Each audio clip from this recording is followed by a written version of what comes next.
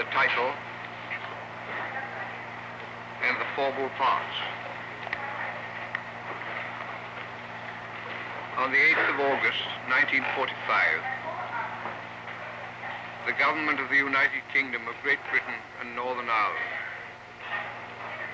the government of the United States of America,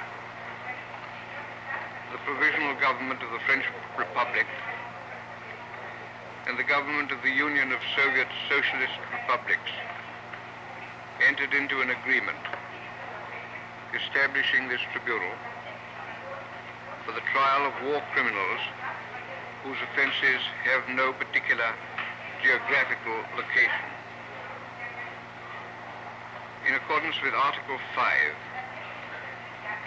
the following governments of the United Nations have expressed their adherence to the agreement: Greece, Denmark, Australia, Honduras, Norway, Panama, Luxembourg, Haiti, New Zealand, India, Venezuela, Uruguay, and Paraguay.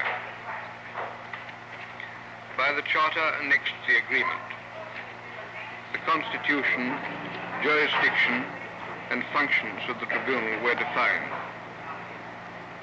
The tribunal was invested with power to try and punish persons who had committed crimes against peace, war crimes, and crimes against humanity, of which the individual may be convicted, that the group or organization of which the individual was a member was a criminal organization.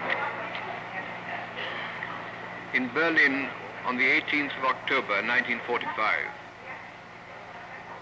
in accordance with Article 14 of the Charter, an indictment was lodged against the defendants named in the caption above,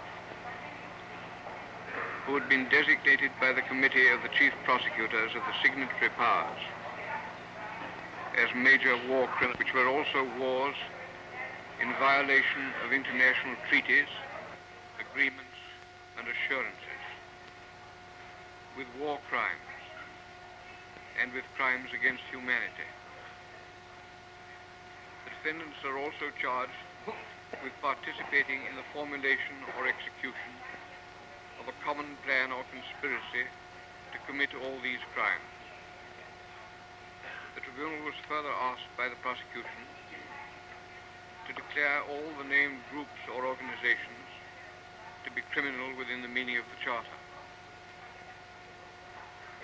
The defendant, Robert Lay, committed suicide in prison on the 25th of October, 1945.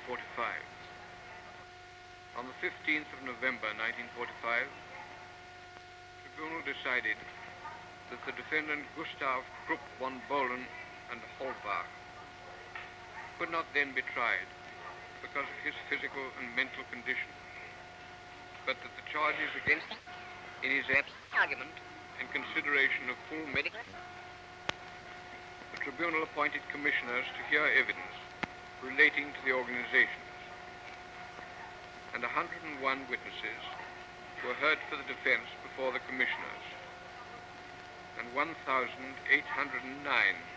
affidavits from other witnesses were submitted. 6 reports were also submitted and were not cumulative. Facilities were provided for obtaining those witnesses and documents granted through the office of the General Secretary established by the tribunal. Much of the evidence presented to the tribunal on behalf of the prosecution was documentary evidence captured by the Allied armies in German army headquarters, government buildings, and elsewhere. Some of the documents were found in salt mines, buried in the ground, hidden behind false walls, and in other places thought to be secure from discovery.